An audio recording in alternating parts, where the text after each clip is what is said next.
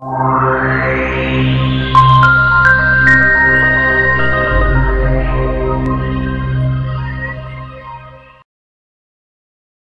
voltamos ao nosso terceiro bloco. Vamos tratar agora do Maranhão, começando com o nosso ilustre maranhense Negreiros, fazendo novamente a abertura do bloco.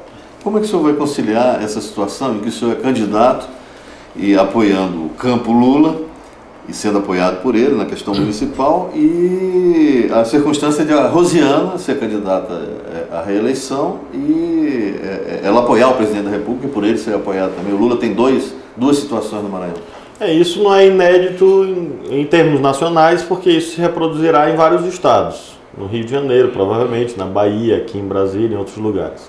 Então o Maranhão não estará, nesse tópico, não tem a prerrogativa do ineditismo. E também não é inédito para nós, do PCdoB, para mim próprio, porque na campanha municipal de São Luís, eleição municipal do ano passado, o quadro era exatamente esse. Hoje a governadora Rosiana, então senadora, apoiava alguns candidatos do PMDB, do DEM, do PTB, dos partidos ligados a ela. E nós tínhamos a nossa candidatura, a ministra Dilma esteve no nosso palanque, fizemos uma grande atividade de campanha com ela, o presidente Lula declarou o seu apoio à minha candidatura, de modo que nós temos a garantia, seja por esse retrospecto, seja pelo panorama nacional, de que será compreendido o nosso espaço próprio na política maranhense. Mas como o senhor conciliará a posição? Por exemplo, o senhor, numa entrevista desse site Congresso em Foco, o senhor aparece como um dos deputados mais ligado à questão da denúncia da corrupção. O senhor é um jovem parlamentar e, no entanto, já teve um desempenho brilhante em Brasília. Como é que o senhor pode estar sob o apoio do presidente que apoia um grupo político acusado de corrupção sistematicamente? O eleitorado distingue bem as alianças nacionais do quadro político local. Nós temos vários exemplos em outros estados, o Maranhão também. Eu tenho segurança de que a diferenciação do nosso campo político no Maranhão, um campo político mais à esquerda, dirigido hoje, representado hoje por essa minha pré-candidatura ao governo do estado e outras alternativas políticas que nacionalmente se inserem nesse imenso guarda-chuva que hoje é o projeto vitorioso de um grande acordo, de uma grande concertação política e partidária que o presidente Lula conseguiu consolidar nesses 7, 8 anos de governo.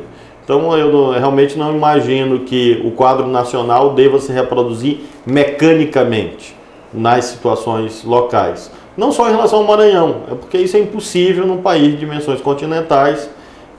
Nós falamos no início das dificuldades de consolidação de instituições partidárias, de instituições políticas de modo geral mais duradouras. Isso faz com que haja uma certa flexibilidade das alianças tanto que se tentou implantar a verticalização e não deu certo, exatamente porque as realidades locais têm uma influência muito grande em qualquer país de território extenso como o Brasil.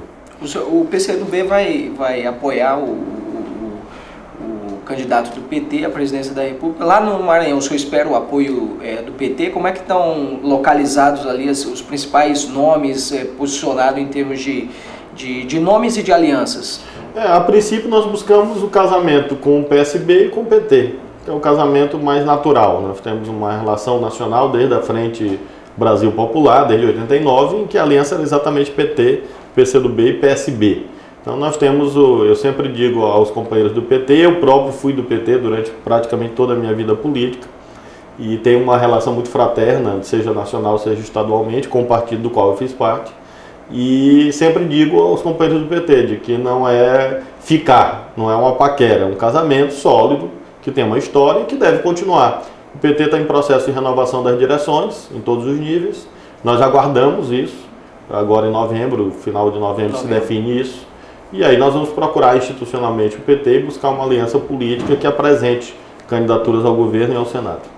Eu queria fazer uma pergunta sobre comunicação. Como é que é a vida de um político que não tem um acesso regular aos veículos de comunicação, ou pelo menos os mais populares veículos de comunicação do Maranhão? Como é que é fazer política tendo os grandes veículos de comunicação controlados por grupos políticos, como é o caso do Maranhão? Primeiro nós temos que buscar a mãe de todas as mídias, que é a rua. O tempo inteiro você tem que estar em movimento. Eu brinco sempre nas reuniões do PCdoB que é tática de guerrilha contra exércitos regulares. Se o grupo fica parado, o exército regular vem lá e consegue dizimar aqueles que se opõem a ele. Então nós buscamos sempre a movimentação, o contato direto com a sociedade, muita reunião, muita viagem, muita visita o tempo inteiro. A organização partidária cumpre um papel evidentemente grande nisso. O fato do PCdoB não ser um partido eleitoral apenas, é um partido que tem uma organicidade, tem presença nos movimentos sociais, isso permite esse fluxo direto, essa interação direta com a sociedade. E, né, a mídia tradicional, nós conseguimos também, até em razão dos temas nacionais, fazer com que isso reverbere de algum modo nos meios locais, nas rádios, nos jornais, de modo indistinto. Então é curioso isso, porque em razão dos temas terem uma importância geral, por exemplo, reforma eleitoral, vale cultura, então você consegue, mesmo nessas mídias tradicionais que têm proprietários, você consegue veicular, porque são fatos que têm noticiabilidade alta, de modo que jornalisticamente seria absurdo não enfocá-los. E finalmente nós buscamos as mídias alternativas, seja as mídias próprias do mandato, jornal de divulgação e essas mídias que estão no manual do mandato de esquerda, né? Fazer muito jornal, muito boletim, e agora a internet, intensamente buscada, perseguida mesmo, como um objetivo estratégico e obsessivo. Então eu tenho Twitter, que eu próprio alimento, e já tenho um número grande de seguidores, inclusive, e não precisei sortear nada, diferente de um outro parlamentar que até propôs isso. Mas tenho muitos seguidores, tenho Orkut, que eu mesmo alimento, tenho um site, enfim, a mídia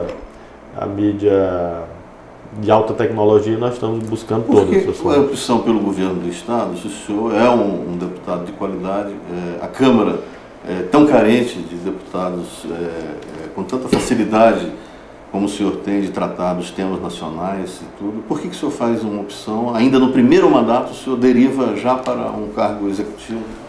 Aí são fatores mais da política local. Há uma demanda por renovação na política maranhense. Eu comecei a candidatura a prefeito com 4% e cheguei a 45%, porque numa trajetória de crescimento, basicamente, dos últimos 30 dias de campanha.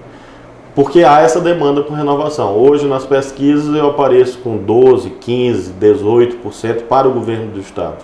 Para alguém que está na política partidária há 3 anos, que eu me filiei em 2006, portanto eu tenho 3 anos e 6 meses, isso constitui em torno de 15% de intenções de votos no Estado e a liderança na capital, isso constitui quase uma inevitabilidade.